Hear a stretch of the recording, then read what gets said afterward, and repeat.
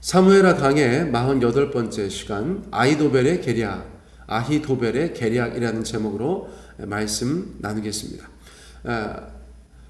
압살롬의 반란이 성공한 듯 보이죠. 입장을 바꿔 생각해 보면 그 이후에 예루살렘에서 어떤 일이 있었는지 오늘 본문이 저희 가운데 말씀해 주고 계세요.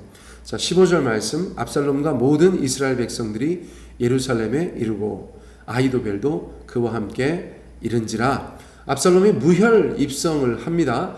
보통 반란하면 정부군이 있어서 두 진영이 열심히 싸우든지 아무튼 상대가 안 되면 일방적으로 싸우든지 그런 것이 대부분인데, 이 경우에는 피를 흘리지 않고 어떠한 전투도 없이 압살롬 편에서 예루살렘에 무혈 입성한 것을 저희가 보게 되는 것이에요. 얼마 전까지는 다윗이 예루살렘의 주인이었다면 이제 예루살렘의 주인은 압살롬인 것처럼 보인다는 것입니다.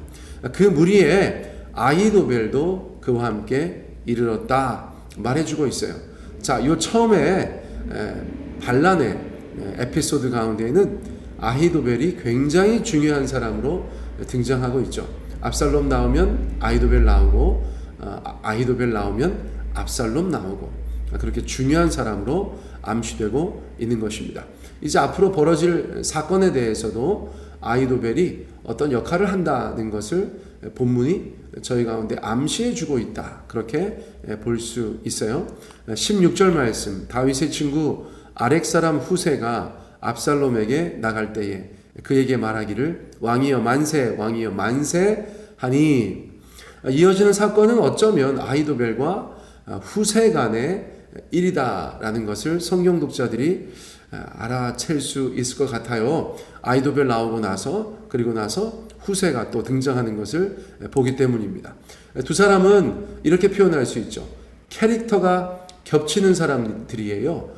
전략가이고 책사이고 모사이고 지혜자인 사람들인데, 압살롬 곁에 이렇게 쟁쟁한 지혜자들 두 사람이 포진하는 그런 외형을 갖추게 되었다는 것이에요.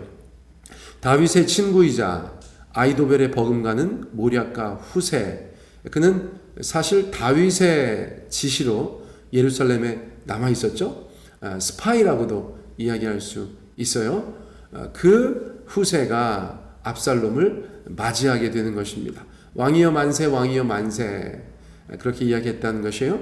영어권에서도 그런 표현이 있고, 그렇죠? Long live the king, 이렇게 이야기하죠. 다 비슷한 것 같아요. 왕한테 왕을 칭송하고 왕을 높이고, 때로는 왕에게 아부할 때 만수무강하십시오, 만세하십시오, Long live the king, 그렇게 모든 문화권에서 이야기했던 것 같습니다.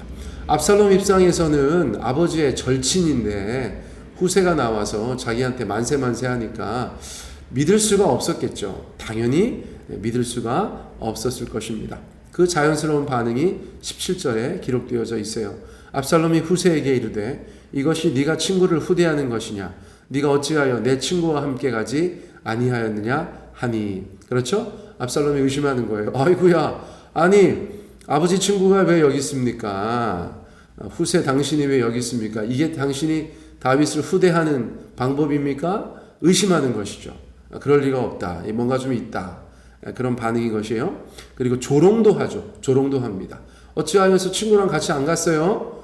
친구 따라 강남 가야 되는데, 친구는 지금 도망갔는데 왜 친구 따라 안 갔어요? 그렇게 조롱하고 있는 모습을 저희가 보게 되는 것입니다. 자, 후세가 이런 도발에 넘어가면 될까요? 안 될까요? 안 되죠. 후세는 지금 아주 중요한 임무를 수행해야 되기 때문입니다. 18절 19절. 후세가 압살롬에게 이르되 그렇지 아니하니이다. 내가 여호와와 이 백성 모든 이스라엘의 택한 자에게 속하여 그와 함께 있을 것이니이다. 19절. 또 내가 이제 누구를 섬기리이까? 그의 아들이 아니니까. 내가 전에 왕의 아버지를 섬긴 것 같이 왕을 섬기리이다 하니라. 후세는 압살롬이 자기를 믿게 해야 했어요. 그러므로 아주 능청스럽게 그럴듯하게 마음에도 없는 이야기를 계속해서 하고 있는 것이에요. 무엇보다 자기를 믿게 해야 되기 때문에 말 그대로 설득력 있는 그런 말을 해야 했어요. 예를 들어서 이런 말이죠. 내가 여호와와 이 백성 모든 이스라엘의 택한 자에게 속하여 그와 함께 있을 것이니이다. 이렇게 말해주고 있다는 것입니다. 첫째, 압살롬 당신은 하나님이 선택했습니다. 기분이 좋아졌겠죠. 두 번째, 백성들이 선택했습니다. 인기 있는 사람이 되었습니다. 세 번째, 그러므로 나도 선택했습니다. 3단 논법이잖아요. 하나님이 선택하셨습니다. 백성들이 선택했습니다. 그러므로 나도 선택했습니다. 이렇게 얘기하니까 그럴듯합니다. 그럴듯하군. 그래서 압살롬이 마음의 문을 열게 되었다는 것이죠. 그리고 쐐기를 박는데 왕의 아버지를 섬긴 것 같이 왕을 섬기겠습니다. 그렇게 얘기하니까 압살롬은 승리에 도취되어서, 그렇죠? 예루살렘에 무혈 입성했잖아요. 이제 정말 자기가 이스라엘 왕이 된 것처럼 느껴지잖아요. 그러니까 승리에 도취되어서 이 모든 것들을 다 받아들이고 의심을 지우게 되었다는 것이에요. 자, 20절. 압살롬이 아히도벨에게 이르되 너는 어떻게 행할 계략을 우리에게 가르치라 하니 다시 아히도벨이 등장합니다. 예루살렘에 무혈 입성했지만 여전히 다윗은 그의 용사들과 함께 지금 이스라엘 어딘가에서 숨어 있죠. 피난 가 있죠. 그러니까 그 모든 것들 가운데 완전한 승리를 쟁취해야 되는 그런 상황이니까 압살롬은 아히도벨에게 계략을 요구하는 것이죠. 다음 스텝은 무엇이냐? 우리가 이제 무엇을 해야 되느냐? 아히도벨에게 조언을 구한 것이에요. 자, 그런데 그 대답이 현대인들에게는 조금 충격적이죠. 저도 이 말씀 고등학교 때 처음으로 교회 다니고 다윗 이야기 막 읽어 나가다가 너무 좋은데 갑자기 이거 되게 충격적이다. 그때 그런 생각을 했던 기억이 지금도 조금 남아 있어요. 어떤 내용인가요? 21절. 아히도벨이 압살롬에게 이르되 왕의 아버지가 남겨두어 왕국을 지키게 한 후궁들과 더불어 동침하소서. 그리하면 왕께서 왕의 아버지가 미워하는 바 됨을 온 이스라엘이 들으리니 왕과 함께 있는 모든 사람의 힘이 더욱 강하여지리이다 하니라. 아히도벨의 계략은 다윗이 예루살렘 궁에 남겨두고 간 10명의 후궁들과 동침하라는 것이었어요. 이게 무슨 계략이고 무슨 모사이고 도대체 무슨 지혜냐, 그렇게 저희가 생각할 수 있는데, 먼저 말씀드릴 것은 이것은 당시에 중동에 있는 여러 나라들 가운데 일반적으로 행해지던 일이었다는 것입니다. 자, 어떤 경우에요? 왕이 바뀌었을 때 앞선 왕의 후궁들을 취하는 것, 또는 어떤 나라를 정복했을 때 그 나라 왕의 후궁들을 취하는 것, 이것이 어떤 승리의 승리를 나타내는 한 방편이 되었었다는 것이에요.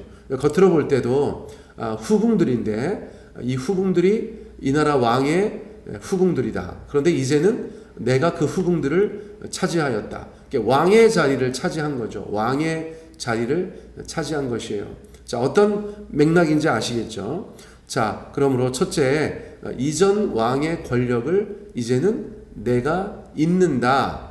그런 뜻을 가지고 있는 것이고요. 또 두 번째, 앞서서 이야기한 것처럼 그렇게 하면 압살롬과 함께 있는 모든 사람의 힘이 더욱 강하여지리이다. 이렇게 얘기했는데, 예를 들면 압살롬은 다윗의 아들이잖아요. 여차저차 해서 이거 진짜 아들이 아버지를 배신했나? 이러다가 또 둘이 화해하는 거 아니야? 압살롬을 따르는 사람들이 그렇게도 생각할 수 있잖아요. 이거 괜히 우리 나중에 엉뚱한 일 당하는 거 아니야? 정말 압살롬이 다윗을 배신했나? 이것도 중요하잖아요. 반란군 입장에서는. 그런데 압살롬이 아버지의 후궁들을 취했다? 그러면 돌아오지 못할 다리를 건넌 것이죠. 어떤 말씀인지 아시겠죠? 그러니까 압살롬의 반란군이 이제는 압살롬이 정말로 다윗을 등졌구나, 이렇게 판단하고 더 독하게 반란을 행할 수 있다. 그런 면도 있다는 것이죠. 자, 세 번째, 아히도벨이 누구라고 말씀드렸어요? 성경학자들이 뭐 거의 99% 확신하는 바 밧세바의 외할아버지다. 제가 예전에 말씀드렸죠? 그러므로 아히도벨이 다윗에게 등을 돌린 것은 그 사건 때문일 것이다 라고 보는 것인데, 지금 다윗의 후궁들을 압살롬이 취하게 하는 이 조언은 개인의 복수인 것도 같다. 그렇죠. 개인의 복수인 것도 같다. 다윗 너 옛날에 그랬지? 너 한번 당해봐라.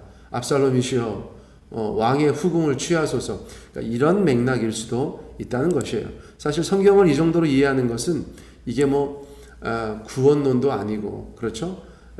예수 믿고 구원받아야 천국 간다. 이런 중요한 메시지가 아니고 그냥 이야기를 파악하는 것에 있어서 아주 합리적인 상상을 하는 거니까요. 여러분 그 정도는 저희가 그렇게 생각하셔도 되겠다. 그런 판단이 듭니다. 아무튼 그런 여러 가지 복합적인 이유 때문에 이런 조언을 한 것 같아요. 그러니까 압살롬이 들으니까 맞아요. 아버지의 후궁들을 내가 취하면 내가 왕인 거야. 또 나를 따르는 자들이 내가 정말 아버지와 등을 돌렸다는 것을 보여줄 필요가 있는데 이 방법이 그런 방법이 되겠어. 그런 취지에서 그렇게 했다는 거죠. 22절 이에 사람들이 압살롬을 위하여 옥상에 장막을 치니 압살롬이 온 이스라엘 무리의 눈앞에서 그 아버지의 후궁들과 더불어 동침하였다는 것이에요. 자, 그런데 이 사건은 여러분들 다 아시다시피 뭐 왕이 되고 뭐 개인적인 복수를 하고 뭐 이런 것은 표면적인 것이고 그 내면에 어떤 의미가 있습니까? 그 나단 선지자가 다윗에게 했었던 심판의 내용이죠. 심판의 내용. 너는 은밀하게 죄를 범했지만 하나님께서는 아주 백주대낮에 공개적으로 너의 여인들을 너의 이웃에게 줄 것이다.